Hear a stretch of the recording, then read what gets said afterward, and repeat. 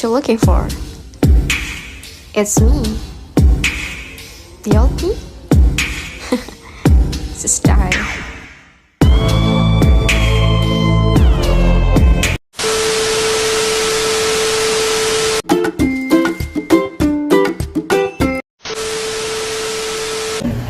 Halo semuanya, perkenalkan nama saya Stefania Fenidesi Tiga. Saya Widodo, saya nama Reina. Pada kesempatan ini kami bersama-sama dengan seseorang yang semasa hidupnya pernah mengalami pelecehan seksual.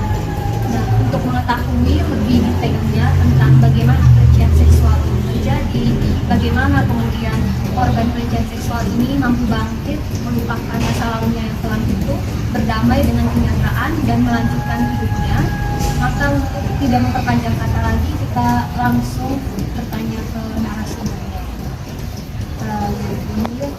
Kita panggilnya Miss S aja ya. Miss S. Sebelum kita mau tanya nih, Miss S, kabarnya gimana hari ini? Puji Tuhan baik ya. Miss S, mungkin kami mau langsung tanya nih ke Miss S ya. Kalau itu kronologinya bagaimana pelecehan seksual yang dialami Miss S itu seperti apa? Jadi kejadiannya pertama waktu masih kecil sih, waktu kita SD kelas 4 atau masalah saya di Tengah. Itu kejadiannya cukup mengguncang perasaan saya juga. Waktu itu saya pelakunya tuh kebetulan kakak dari sahabat saya sendiri, teman kecil saya waktu itu. Jadi saat itu kita kebetulan waktu itu main di rumah teman itu ini, dan kita sebut aja si N, si teman N ku ini tuh, kita tuh kebetulan masa kecil kita main seperti anak-anak pada umumnya.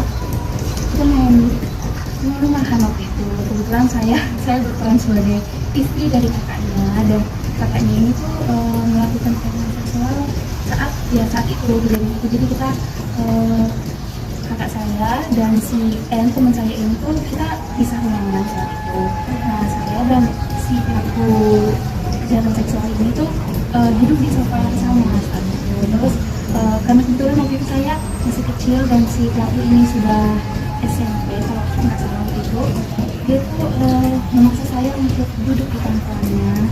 Sambil duduk di pangkuannya dia merebas tubuh saya, darah dan lain sebagainya. Lalu alat kelaminnya tuh dipaksa kena ke badan saya saat itu. Dan saya sebagai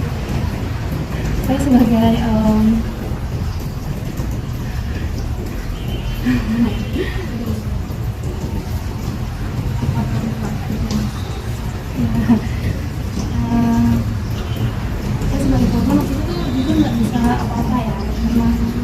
Kenapa tiba-tiba badan saya nggak bisa berlawanan, nggak bisa teriak, nggak bisa cerita siapa-siapa. Padahal kejadian itu ada kakak kandung saya juga, yang saya kakak saya juga tuh masih kecil ya, jadi masih kelas kecil juga. Jadi tapi saya nggak bisa sama sekali nggak bisa berperlawanan gitu. Nah, terus setelah kejadian itu setelah dia meraba-raba semua tubuh saya, dia memaksa saya dan juga kakak saya dan adiknya si N untuk berpindah ruangan ke kamar. Nah, pada saat itu dia memaksa saya untuk tidur di kasur gitu. Nah, saya seperti yang sebelumnya saya nggak bisa melawan sama sekali, jadi saya hanya bisa mengikuti semua yang dia suruh tanpa bisa berbicara sama sekali waktu itu. Terus setelah tiduran di kasur, dia di situ berlawanan sampai saat itu dari saya seperti setengah, dan dia sudah meraba-raba anak-anak juga saat itu. Nah, tapi mungkin sesuatu yang bisa dari Tuhan juga, tiba-tiba mama dan papanya datang, dan ya jadi itu nggak berlanjut dan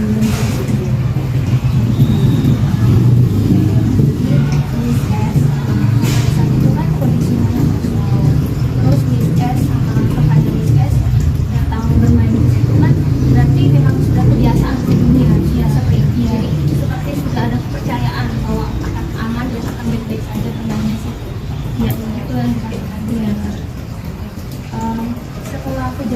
selama waktu terjadi pelecehan itu, apakah kakak dari Miss S atau adik dari pelaku ini itu tidak curiga gitu, kayak mereka ngapain sih di dalam, atau mereka ngapain di sebelah gitu? Apa nggak ada kecurigaan sama sekali? Gak ada kecurigaan sih, soalnya emang kita semuanya psikopat, jadi tuh kayak udah saling percaya satu sama lain. Tapi emang waktunya nggak tepat, jadi waktu kita main tuh kebetulan main lagi kosong. Emang kalau kita main sini pasti ramai main, tapi waktunya waktu itu memang nggak ada orang waktu itu. Jadi ya kejadian itu bisa terjadi karena itu, makanya mereka nggak ada curiga sama sekali. Ya, Terima kasih ya Miss S sudah mau membuka kembali Miss S. Ketika kejadian itu selesai, kejadian itu kira-kira gimana sih perasaan Miss S? Apakah Miss S nangis atau Miss S bingung atau Miss S ngerasa apa waktu itu Miss S? Saat itu kan karena masih kecil juga, jadi tuh sebenarnya masih belum paham apa yang terjadi, tapi dalam hati itu kayak ini kayaknya salah deh, salah kayaknya. Terus kan setelah kejadian itu aku mengurus sama keluar, terus kita ke asik itu sama semuanya si pelaku juga. Terus di situ kita lanjut main, tapi aku tuh masih merasa kok ini salah gitu. Terus akhirnya aku minta waktu itu, terus kayak merasa aneh, pusing. Terus akhirnya di situ tiba-tiba tuh kayak mencium yang aneh gitu loh. Dan semenjak kali itu selalu setelah aku ke rumahnya pasti mencium aroma yang sama dengan yang aneh itu.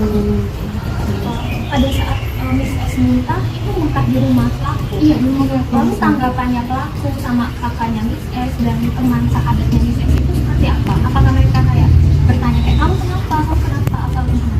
Ya mereka tanya kenapa gitu, terus aku situ nggak bisa jawab kan, nggak bisa jawab sama sekali.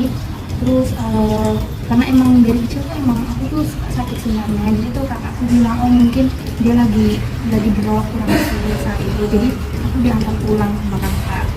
Jadi benar-benar nggak ada kecurigaan sama sekali entah dari Miss S atau kakaknya Miss S atau bahkan adiknya Miss S, karena emang faktor kedekatan yang udah sesering itu main bersama kan. Iya. Miss S setelah kejadian itu Miss S pasti trauma kan, tapi Miss S juga nggak bisa kayaknya menunjukkan kalau trauma. Nah itu gimana tuh caranya Miss S kayak menenangkan diri sendiri tuh, ya berpura-pura baik-baik saja tuh gimana caranya? Sebenarnya tuh setelah kejadian itu tuh saya sendiri nggak bisa cerita ke siapa-siapa ya, even ke keluarga, ke kakak. Jadi saya sebenarnya memendam ini tuh cukup lama, dari kelas 1 SD sampai SMA kelas 2 baru saya bisa cerita ke keluarga, lebih tepatnya ke kakak sih.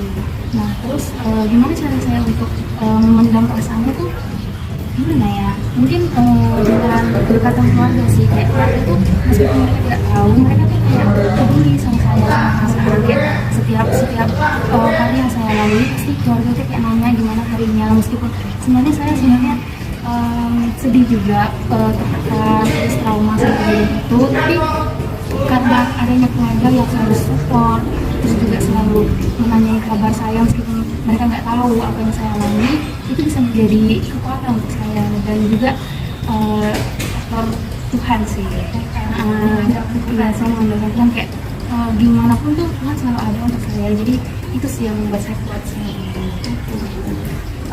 Kejadian itu kan sebenarnya udah lama ya, udah lama. Terus sekarang itu kan sebenarnya kasus pelecehan seksual itu sebenarnya banyak ya. Misalnya juga pas baca berita ini seperti apa. Pada saat misalnya melihat beberapa kejadian-kejadian yang misalnya sebelumnya sudah pernah ngerasain itu, sebenarnya di dalam perasaan misalnya sendiri itu teringat kembali atau luka yang sudah dialami rasanya kayak jadi kembali atau mengalami trauma sampai muntah kayak seperti itu. Yang dibilang traumanya teringat kembali pasti ya, karena menurut saya tuh pelecehan seksual tuh benar-benar nggak bisa dilupain sebenarnya. Jadi tuh kalau misalkan saya dengar kejadian pelecehan seksual yang dialami terutama wanita dan anak-anak tuh saya jadi sedih sekali, karena juga sampai nangis. Dan ini sih kadang jadi mengingat trauma yang benar-benar dilupain itu. Dan mungkin yang saya lakuin itu kayak mendoakan orang-orang yang terkena kejadian seperti saya. Dan juga ini sih kadang saya tuh di sosial media tuh menyuarakan suara saya untuk kasih tahu ke masyarakat kalau kita tuh sebagai makhluk hidup dan untuk yang diberikan apa sehat sama Tuhan itu tuh harus bisa menjaga hawa nafsu kita gitu sih. Itu salah satu cara saya untuk menenangkan diri juga, karena menurut saya dengan saya menenangkan jiwa saya itu bisa mengurangi misalnya orang-orang yang ingin relasi seksual ke orang lain. Tapi waktu setelah kejadian itu selesai, sempat berbicara. Iya, sebenarnya itu biasa aja, kayak nanti Sampai sekarang juga nggak ada permintaan maaf atau rasa bersalah besar atau kesadaran kamu. kebetulan sih kita belum kita ketemu, cuman aku tuh pindah rumah jauh dari rumahnya dia dan nggak pernah ketemu. Cuman beberapa waktu yang lalu saya mendengar kabar kalau memang dia sebenarnya tidak bisa minta maaf ke saya juga, karena dia sekarang sakit kena overdosis obat obatan terlarang. Jadi ya udah nggak bisa ngomong, nggak bisa jalan, nggak bisa berbicara sama sekali ya. Berarti nggak bisa minta maaf ke saya juga. Iya. Untuk Miss S itu setelah kejadian itu, Miss S itu punya rasa trauma laki-laki tidak? Kayak kalau diajak main sama cowok, teman-teman mungkin di SMP-nya atau SMA-nya sempat terasa kayak takut hal yang sama terulang lagi atau gimana? Jujur iya, sempat ngomongin hal itu, apalagi kalau ke SD paling besar tuh ke SD. Jadi tuh kayak semuanya tuh kayak ketemu cowok nggak langsung lari gitu enggak, cuman kayak misalkan di satu ruangan saya sendiri perempuan terus ada cowok 1, 2 itu saya pasti takut ya, dan berusaha untuk lari untuk menjauh. Cuman kalau untuk kalau masih berteman main masih nggak terlalu berpengaruh. Cuma kayak untuk urusan asmara gitu jadinya tuh lebih takut gitu loh cerita sama orang lain. Gimana cara bangkitnya? Gimana caranya udah berteman lagi sama cowok? Kayak menganggap bahwa nggak semua cowok tuh seperti pelaku. Itu di masa SMP sih. Jadi kebetulan saya punya lingkup pertemanan yang emang baik-baik. Terus mereka tuh saya nggak pernah cerita sama sekali kejadian ini. Cuma mereka tuh kayak treat cewek tuh sebagai apa ya, kayak memperlakukan perempuan tuh dengan baik. Jadi saya di situ saya bisa berbakti terhadap dia. Di situ saya bisa terpikirkan kalau ternyata nggak semua cowok sama. Kan bisa sebagai pelaku itu ya. Gimana sih korban? Sebagai korban. Gimana sih? Karena memang dasar itu menjauhi pesan-pesan pada anak atau tidak. Tadinya banyak ya itu sih seperti yang di awal saya bilang, kayak kita tuh sebagai makhluk yang diberikan akal sehat sama Tuhan, mungkin tuh lebih bisa menahan hawa nafsu ketika melihat kita anak laki atau perempuan yang menarik. Itu kita bisa menahan hawa nafsu dan juga lebih mendekatkan diri ke Tuhan sih, agar kita tuh terlepas dari hal-hal negatif kayak gini gitu sih. Tentang menjadi gitu. Terima kasih banyak untuk Miss S sudah mau bergabung bersama kami, sudah mau menceritakan kisah yang sebenarnya tidak enak, tapi itu bisa membawa dampak yang besar sekali, bisa membawa inspirasi gimana caranya bangkit dari kekerasan seksual. Karena semua hal di dunia ini kan pasti ada dua sudut pandang yang berbeda. Miss S sebagai salah satu perempuan hebat yang bisa bangkit dan tetap terlupakan, tidak hidup di masa lalu dengan terus memikirkan kejadian buruk itu, tapi merubah pola pikirnya untuk berdamai dengan pelecehan seksual yang dihadapi Miss S, sehingga sekarang Miss S jadi orang yang baru, orang yang bahagia. Nah, semoga semoga Tuhan menyertai selalu Miss S, berkati Miss S dengan berkat. Terima kasih teman-teman semuanya sudah mau mendengarkan wawancara eksklusif kami bersama Miss S sebagai korban pelecehan seksual. Nah, di sini kedua teman saya mau menyampaikan pesan buat teman-teman semua di luar sana nih. Ketika teman-teman di luar sana posisinya mungkin sebagai orang yang ingin melakukan pelecehan seksual, atau teman-teman di luar sana posisinya sebagai orang yang dilecehkan. Dari apa yang sudah disampaikan oleh korban yang kami wawancarai, kami juga menyampaikan bahwa kedekatan spiritual dengan Tuhan sebagai salah satu bentuk di mana orang yang awalnya memang ingin melakukan pelecehan seksual itu bisa mempengaruhi. Nah, sebenarnya juga faktor lingkungan itu juga pasti mempengaruhi teman-teman, ya, faktor pertemanan kita gitu. Karena waktu itu kan juga posisinya Miss S juga masih sangat kecil ya, diperlakukan hal yang begitu tidak pantas dengan orang yang sebenarnya juga masih belum dewasa. Jadi peran keluarga, peran pertemanan, lingkungan itu benar-benar berpengaruh. Untuk teman-teman yang di sana mungkin mengetahui temannya, saudaranya atau sahabatnya menjadi korban, sebaiknya itu ditenangkan, jangan dikit-kit masa lalunya agar si korban tidak merasa mengulang kembali kejadian. Oke, dari kasus yang Miss S ini sebenarnya kita dapat belajar juga bahwa pelaku kekerasan seksual itu tidak mesti orang asing, tapi orang terdekat juga bisa. Seperti kasusnya Miss S tadi, sahabat, kakaknya seorang sahabat yang Miss S juga sudah sering main ke rumahnya, sudah kenal baik dengan pelaku, bahkan pelakunya juga sudah mengenal baik Miss S beserta keluarganya, tapi masih tega untuk melakukan pelecehan seksual. Jadi mungkin untuk orang-orang tua di luar sana yang anak-anaknya masih kecil, kalau misalkan anaknya dipamit untuk pergi bermain bersama teman-temannya di luar rumah, mungkin harus lebih diatasi gitu.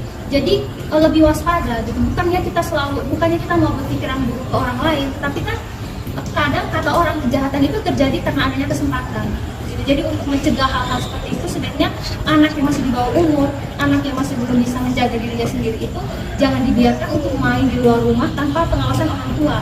Jadi paling tidak kemanapun anak itu pergi, orang tua tuh masih bisa mengawasi. Jadi tidak lepas kendali seperti itu. Agar kejadian yang menimpa Miss S ini tidak menimpa anak-anak Indonesia lainnya.